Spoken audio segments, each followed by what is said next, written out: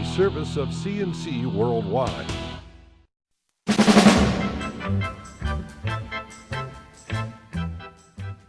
The Daily Podcast is a service of CNC News, and it's brought to you by the Greece Chamber of Commerce, providing more than 800 member companies with business solutions since 1984. The lawyer appointed to review the fees charged by Eastman Kodak's bankruptcy advisors recommends approval of more than $240 million in assorted legal and consulting bills. The fee examiner appointed by the federal court in Kodak's bankruptcy case submitted his report to Judge Alan Gropper on Thursday. Attorney Richard Stern was asked by the court to review all the legal and consulting fees billed to Kodak as a result of the 18-month bankruptcy process. Kodak had to hire numerous law firms just to handle its own part. According to Reuters, it hired at least 10 of them. Creditors, Kodak retirees, and other interests, of course, all had their own lawyers, auditors, and advisors. Stern's report runs 87 pages as a result. The $240 million payout Stern recommends is his assessment of which bills are right on and which look to be inflated, and the results of any discussions and compromises made already. Judge Gropper has to make the final decision on the lawyer's payday, which he is supposed to do next week. Kodak has not immediately responded to the report. There will be no blackout of this weekend's Buffalo Bills game. Team owner Ralph Wilson is guaranteed a sellout for the Bills versus Jets. It can be televised locally. Bills say tickets are still available through game time on Sunday. Some have been given to NoCo stores in the Buffalo area and the one on Main Street in Webster. You get a pair for a donation of $25 or more to the Wounded Warrior Project. That is while they last. Speaking of Webster, the village is free to connect to the Monroe County Water Authority system under a decision issued earlier this week by a state Supreme Court justice. Former Mayor Peter Elder sued in an effort to keep the village on its own water supply. Elder lost his re-election bid in a campaign last spring that largely centered on county water versus the village's own system. Village water is harder, and that's been a source of controversy for years. The Democrat and Chronicle reports the new mayor plans to switch over to the Water Authority the first week of December.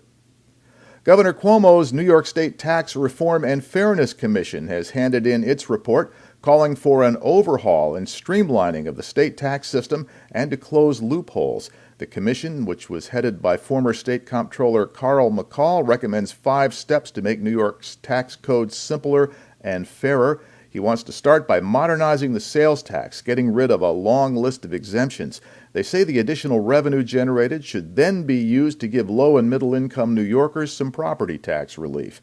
The commission also says the estate tax should be ended on all but the wealthiest New Yorkers. They say it puts a disproportionate burden on middle income families and small businesses. Other steps would be to reform and simplify New York's corporate and bank franchise taxes so that they reflect how businesses actually work in the 21st century instead of the 19th. And they want to simplify tax administration, getting rid of nuisance taxes and archaic regulations they say hinder business competition.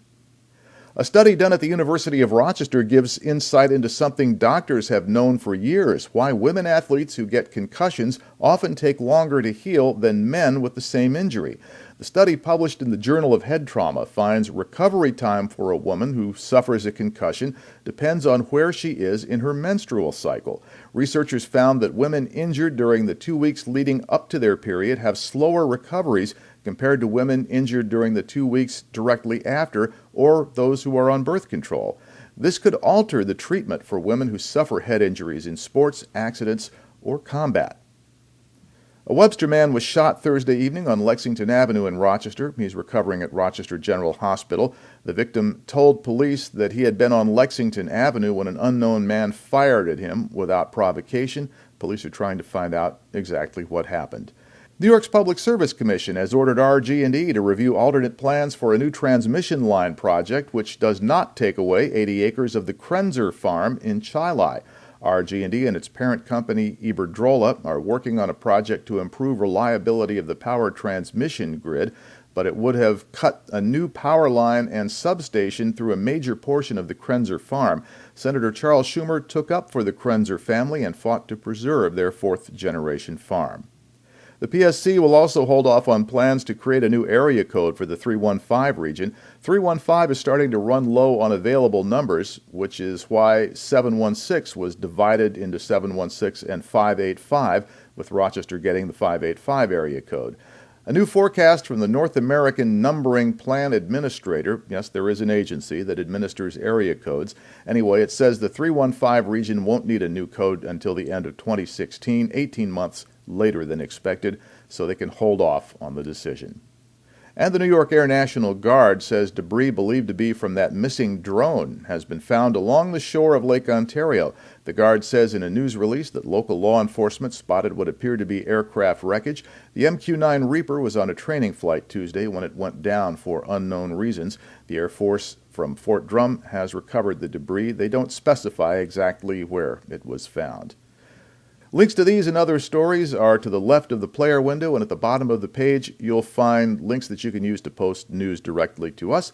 So next podcast is when it happens, and the news updates are immediately. I'm Bud Lowell, CNC News.